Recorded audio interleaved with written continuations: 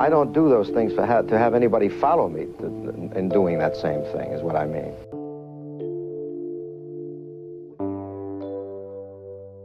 Frank Sinatra wasn't just a singer, he was a force of nature. He could charm a room with a single note, but he also had a temper and a long memory for anyone who crossed him. Through the years, he built friendships with presidents and power players, but he also carried grudges that turned into some of Hollywood's most talked-about feuds. And among them all, there was one man he despised more than anyone else. Join us as we uncover the rivalries, the blow-ups, and the behind-the-scenes battles that show just how fierce Sinatra could be. Sinatra's dark side. Frank Sinatra was one of the biggest names of the 20th century. Most people first think of him as the man with the golden voice, the singer of ballads and swing songs that still play today. But Sinatra was much more than just a crooner. He was a movie star who won an Academy Award, the leader of the Rat Pack, a cultural icon who helped define the style of an era, and a man with enormous influence in politics and business. His career stretched across decades, and everywhere he went, he carried himself with a mix of charm, confidence, and raw force of personality that made him impossible to ignore. Sinatra's rise was not easy. Born in 1915 in Hoboken, New Jersey, to working-class Italian-American parents, he grew up tough and restless. His voice was his ticket out, and by the 1940s he had become a national sensation, making teenage girls scream in packed concert halls. As time went on, he reinvented himself again and again, first as a big band singer, then as a solo artist, then as an actor, and finally as a Las Vegas headliner whose shows drew the biggest crowds and the brightest stars. By the 1960s, he wasn't just an entertainer. He was a brand, a symbol of cool, and a man whose name carried weight far beyond the stage. But Sinatra's public image only told half the story. Behind the music and movies was a personality that could be magnetic one moment and explosive the next. He was known for his swagger, the confident way he moved through the world as if he owned every room he walked into. He dressed sharply, spoke directly, and expected respect at all times. People were drawn to him because he had an energy that made them feel like they were part of something special. At the same time, his temper was legendary. Sinatra could be quick to anger, quick to cut people off, and quick to turn a disagreement into a lasting feud. Loyalty mattered deeply to him. Friends who stood by him could count on his protection and generosity. If Sinatra liked you, he would go out of his way to help you. He paid bills for struggling artists, gave opportunities to younger performers, and stuck up for those he considered family. But if he decided you were on his bad side, there was almost no turning back. He didn't let things go easily, and he didn't forgive insults, whether real or imagined. In Hollywood and Las Vegas, this reputation became part of his identity. People whispered that you never wanted to be the target of Frank Sinatra's anger, because he would not stop until you felt it. Stories of his grudges were everywhere. He could cut off friendships in a single night if he felt slighted. He would demand apologies and sometimes hold on to bitterness for years, even decades.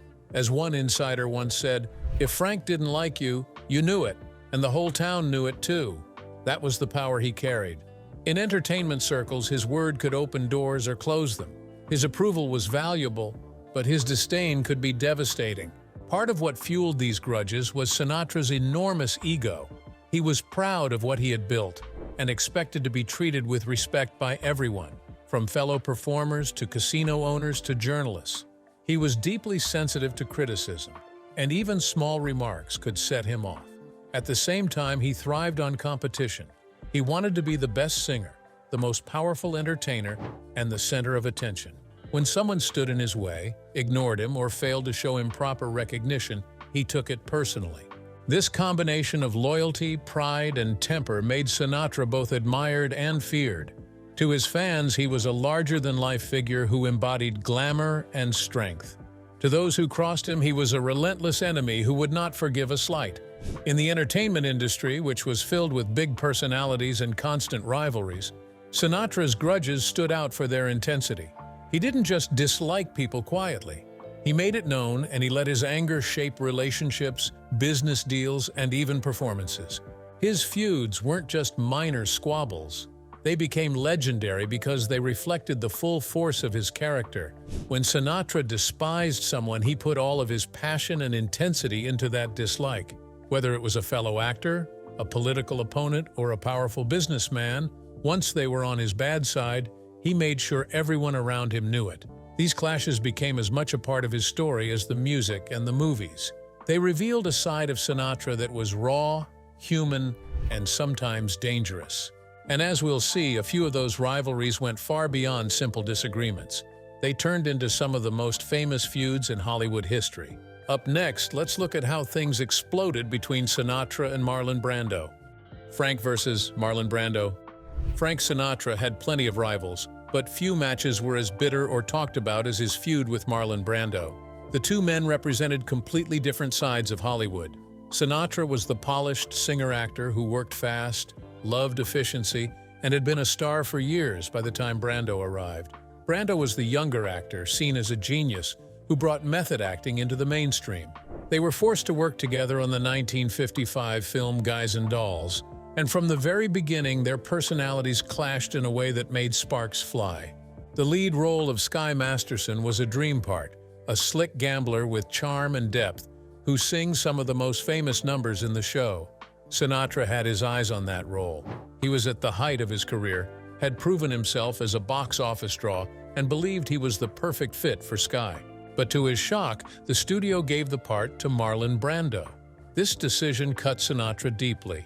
Brando was not known as a singer, and many people thought he didn't even have the right skills for a musical. What Brando did have was star power. He was fresh off his Oscar-winning performance in On the Waterfront, and was considered the most exciting actor of his generation. The studio wanted his name to sell tickets, and so Sinatra was pushed aside. Instead of Sky Masterson, he was given the part of Nathan Detroit, a role he saw as smaller, funnier, and less glamorous. For a man with Sinatra's pride, it was humiliating. This casting choice planted the seed of hostility. Sinatra felt like he had been treated as a second choice, and he carried that resentment onto the set. Every day of filming reminded him that the role he wanted most was sitting in Brando's hands, and there was nothing he could do about it. Things only got worse once shooting began. Sinatra and Brando had completely different working styles. Sinatra liked to do things quickly. He preferred to run through a scene once or twice, capture the moment, and move on. He didn't believe in long rehearsals or repeating takes unnecessarily. To him, acting was about instinct and rhythm. Brando, on the other hand, was a method actor. He wanted to dig into every line, experiment with delivery, and take his time. He believed in living inside the character, which often meant asking for many takes until he felt it was right. This slow, careful approach drove Sinatra crazy. He had no patience for it and saw it as wasting time. To him, Brando's method acting looked like indecisiveness and pretension.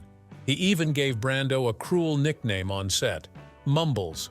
Sinatra used it constantly, mocking Brando's habit of speaking softly, improvising, and refusing to project his lines in a clean way. What critics praised as naturalistic acting, Sinatra dismissed as sloppy and irritating. Rehearsals were often tense. Sinatra would complain openly about having to wait while Brando worked through a scene. Crew members recalled how Sinatra's temper flared when delays piled up. The more Brando leaned into his process, the angrier Sinatra became. Their differences were not just about acting styles. They reflected two different Hollywood eras colliding. The tension on set eventually boiled over into one of the most famous stories about their feud. It happened during the filming of a scene involving cheesecake. Sinatra's character, Nathan Detroit, had to eat a piece of cheesecake while delivering his lines. Normally, this kind of moment would be simple, filmed in a few takes. But according to accounts, Brando deliberately sabotaged the scene by messing up his lines again and again, forcing multiple retakes. With each new take, Sinatra had to eat another bite of cheesecake. At first, it was just an annoyance, but as the takes dragged on, Sinatra's irritation grew. He was not known for his patience, and being forced to repeat the same gag while his rival stumbled on purpose pushed him to the breaking point. After several retakes, Sinatra exploded. He slammed his fork down, cursed loudly, and yelled at Brando in front of the crew. The story of the cheesecake scene spread quickly around Hollywood. Whether Brando truly messed up on purpose or was just caught in a tough moment, the incident became symbolic of the hostility between them. It perfectly captured their dynamic, Brando's unpredictable style driving Sinatra into a rage, and Sinatra's short temper leaving everyone on edge. Even years later, when people talked about their feud, the Cheesecake Story was always brought up as proof of how much they despised working together. Their clashes didn't stop when the cameras were off. Off-set, Sinatra and Brando avoided each other whenever possible. Their lifestyles and attitudes were complete opposites. Sinatra represented the old-school world of show business. He valued professionalism, speed, and polish. He came from the nightclub circuit and believed in entertaining audiences directly, with a smile, a song, and sharp delivery. Brando, meanwhile, was seen as the new face of acting. He was serious about his craft, interested in realism, and often distant or withdrawn. He disliked the showy, polished style that Sinatra embodied. To him, Sinatra was shallow, more concerned with image than depth. In return, Sinatra dismissed Brando as pretentious, someone who overcomplicated acting and wasted time with unnecessary techniques. This clash of styles turned into a deeper personal dislike. Sinatra would rant about Brando in private conversations, telling friends and colleagues that he couldn't stand him. Brando, for his part, made little effort to hide his low opinion of Sinatra. Although he rarely engaged in public arguments, he didn't respect Sinatra's acting abilities and thought his fame was built on charm rather than substance. Over time, their hostility became so strong that Sinatra reportedly refused to be in the same room with Brando later in life. If Sinatra heard that Brando was attending an event, he would find reasons to skip it. The bitterness never faded. Unlike other feuds that cooled with age, this one lasted, fueled by the memory of guys and dolls and the clash of two very different egos. The rivalry between Sinatra and Brando became one of the most talked about in Hollywood because it wasn't just about two men. It symbolized the larger shift in the entertainment world. Sinatra represented the old guard of entertainers, rooted in music, stage presence, and traditional acting. Brando represented the rise of modern method actors who focused on realism and emotional depth. When those two worlds collided, it wasn't just a creative disagreement, it was a cultural battle. For Sinatra, losing the role of Sky Masterson and being forced to share the screen with Brando was a wound to his pride that never healed. For Brando, enduring Sinatra's hostility only reinforced his view that the old Hollywood system was outdated. The result was years of bad blood and one of the most famous on-set tensions in movie history. And this was only the beginning, because Sinatra's next big feud would pit him against John Wayne. And that fight wasn't just about movies, it was about politics and patriotism. Frank versus John Wayne. Frank Sinatra and John Wayne were two of the most recognizable men in America during the mid-20th century. They were icons in their own fields, and both carried themselves as leaders admired by millions. Yet despite their similarities in fame and influence, they stood on opposite sides of the political and cultural spectrum. Their personalities clashed not only because of who they were as men, but also because of what they represented. In a divided Hollywood, Sinatra and Wayne became symbols of two Americas that often could not see eye to eye. Sinatra, despite his rough edges and reputation for arrogance, aligned himself with liberal politics throughout much of his career. He was close to John F. Kennedy and was a key supporter during Kennedy's 1960 presidential campaign. Sinatra opened his wallet, lent his name, and used his connections to give Kennedy access to Hollywood's biggest stars and donors. This made Sinatra a central figure in Democratic Party circles. Beyond politics, Sinatra also spoke openly about civil rights. At a time when racial discrimination was still a harsh reality, Sinatra used his platform to support integration, defend black performers, and speak out against prejudice. He refused to play venues that discriminated and often insisted that his fellow Rat Pack members, like Sammy Davis Jr., be treated equally. Wayne, by contrast, stood firmly on the other side. Known to fans as the Duke, Wayne embodied rugged individualism, traditional values, and fierce conservatism. He was not only a screen hero in countless westerns and war movies, but also a loud voice in American politics. Hollywood itself was divided, and both men became lightning rods for these divisions. Sinatra was often the public face of progressive, celebrity-driven politics, while Wayne stood as the champion of conservative Hollywood. When their paths crossed, sparks flew, because neither man was the type to hold back his opinions. The biggest political conflict of their time came with the Vietnam War. For Wayne, the war was a test of loyalty and courage. He believed strongly that America's involvement in Vietnam was necessary to stop communism and to show strength on the world stage. In 1968, Wayne directed and starred in The Green Berets, a film that was unapologetically pro-war. It showed American soldiers as heroes and framed the war as a noble fight. Critics at the time called the movie unrealistic, but Wayne defended it fiercely. To him, it was a patriotic duty to support the troops and to silence what he saw as defeatist attitudes. Sinatra, on the other hand, took a different stance. While he always respected the men and women who served in the military, he was critical of the war itself. He saw it as a needless escalation that cost lives without real progress. He used his platform to speak against the ongoing conflict, and often sided with the anti-war movement that was gaining ground across the country. Sinatra believed in supporting the veterans once they returned home, but he did not believe in cheering on a war that he thought was misguided. This difference of opinion was not a small matter. For Wayne, being anti-war meant being unpatriotic. For Sinatra, blind support for the war meant ignoring its human cost. Their arguments over Vietnam were part of larger Hollywood debates, but they also became personal. Heated words were exchanged between the two men at gatherings, and those who were present often recalled the tension. Wayne would accuse Sinatra of undermining American values, while Sinatra accused Wayne of glorifying a war that was tearing the country apart. One of the most talked-about moments in their rivalry came at a party in Hollywood. According to reports, Sinatra and Wayne nearly came to blows during a heated argument over politics.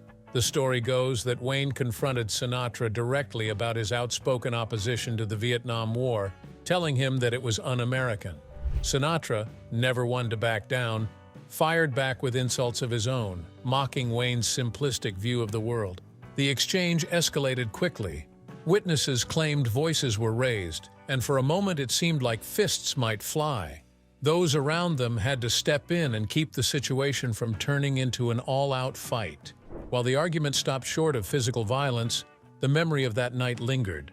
It became one of the clearest examples of just how deep their mutual dislike ran. Stories of shouting matches between the two men surfaced more than once. At industry events, political fundraisers, or private gatherings, if Sinatra and Wayne were in the same room, tension was almost guaranteed. Both had fiery tempers, and neither could resist speaking his mind. Their feud did not stay private. Both men, in different ways, took jabs at each other in public. Sinatra sometimes used interviews to poke fun at Wayne, mocking both his politics and his acting style. He would call Wayne outdated and accuse him of playing the same role in every movie. These comments were meant to sting, especially since Wayne's acting had always been criticized as limited, even by some of his admirers. Wayne, in turn, dismissed Sinatra as a lightweight. To him, Sinatra was a pampered singer who had no real authority to speak about serious political matters. He saw Sinatra's activism as shallow and opportunistic, more about making headlines than about genuine belief. Wayne would occasionally take swipes at Sinatra's ties to politics, hinting that his closeness to the Kennedys was more about glamour than about substance. Their disdain lasted for decades.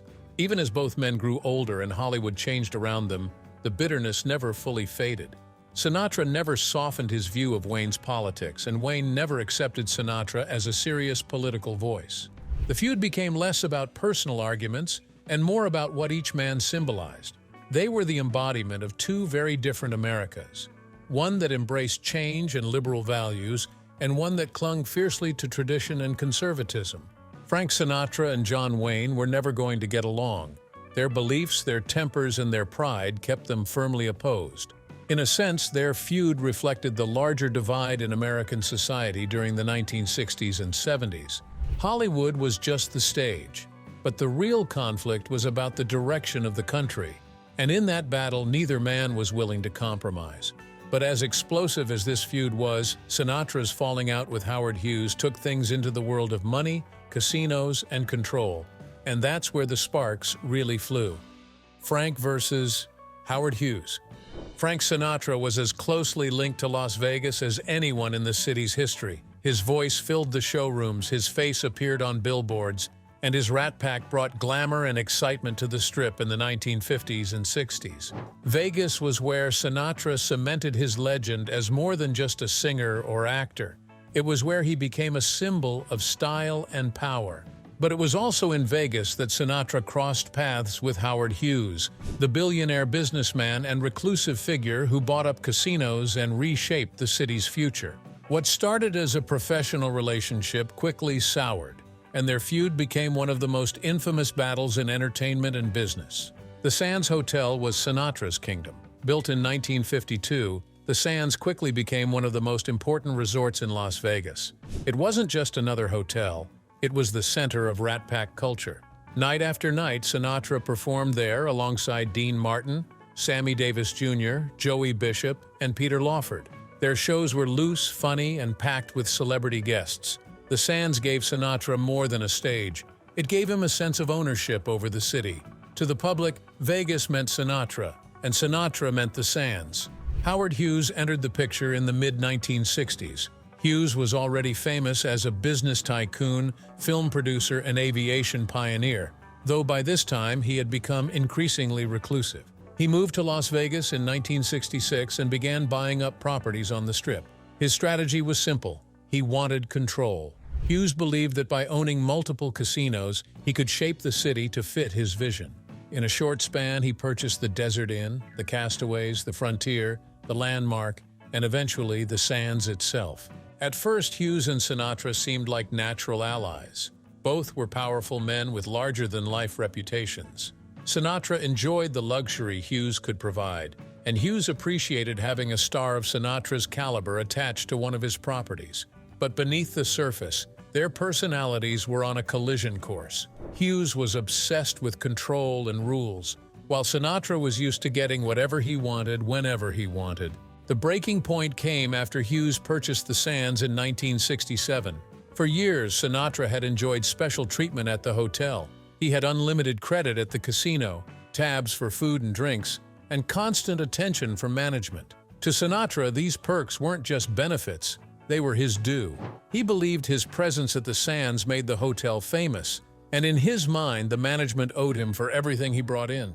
Hughes didn't see it that way. To him, business came first. When Hughes's staff reviewed Sinatra's expenses, they saw a problem. Sinatra was racking up massive bills for gambling, alcohol, and entertainment. Hughes ordered tighter restrictions and eventually cut off Sinatra's credit entirely. This was an insult Sinatra could not accept. The incident is legendary. Sinatra reportedly stormed out of the Sands in a rage after being told his credit was closed. He cursed at management, insulted Hughes, and swore he would never return. To Sinatra, this was more than just losing perks. It was a slap in the face to his pride. For Hughes, it was nothing personal. It was simply business. But that difference in perspective lit the fuse on one of the Strip's most famous feuds. After leaving the Sands, Sinatra quickly found a new home at Caesar's Palace, which opened in 1966. Caesar's was eager to bring Sinatra in as a headliner, and the move transformed the resort into a central hub of Vegas nightlife. By taking his shows to Caesar's, Sinatra not only found a new stage but also struck back at Hughes. His presence helped Caesar's compete directly with Hughes hotels, pulling high rollers and celebrities away from the Sands. Hughes saw this as a direct challenge. The billionaire was not used to being defied, especially not by an entertainer. He and his team worked quietly to make life difficult for Sinatra. There were reports of whisper campaigns meant to damage Sinatra's reputation in business circles. Hughes's corporate maneuvering also played a role in limiting Sinatra's opportunities at other properties Hughes controlled. It became a Cold War of influence, with Sinatra using his fame and connections to outshine Hughes, while Hughes used his money and power to try to box Sinatra in. For the city of Las Vegas, this feud was more than personal. It was part of a larger struggle over control of the Strip. Sinatra represented the old Vegas of entertainers and mob-backed casinos, where stars ruled the showrooms and enjoyed unchecked privileges. Hughes represented the new Vegas, where corporations and businessmen were beginning to replace the old guard. Their fight mirrored the changing face of the city itself. The personalities of both men made reconciliation impossible. Hughes was famously paranoid. By the late 1960s, he was living in near-total isolation, communicating through aides and refusing to appear in public. His health was deteriorating, and his eccentric behavior grew more extreme. He distrusted anyone he couldn't control, and Sinatra's independence made him a constant irritation. Sinatra, meanwhile, was fueled by pride and a quick temper. He did not forgive slights, and he did not tolerate being told no. Hughes cutting off his credit at the Sands was more than a business decision to Sinatra.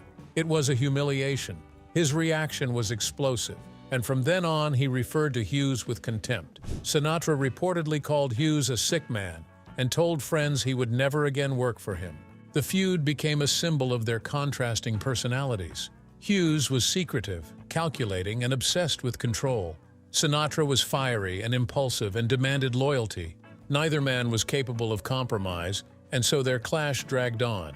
For those who watched from the outside, it was a reminder that even in the glittering world of Las Vegas, egos and grudges ruled just as much as money and fame. By the time Hughes retreated further into isolation in the 1970s, the feud had lost its urgency, but the bad blood never disappeared. Sinatra remained a star in Las Vegas until the end of his career, while Hughes's influence faded as his health declined. Yet their conflict marked a turning point in the city's history. The days when entertainers like Sinatra held power over the casinos were fading, and the rise of corporate ownership, driven by figures like Hughes, was reshaping the Strip into something new. If you enjoyed the video, like, share, and subscribe so you don't miss Hollywood's wildest stories.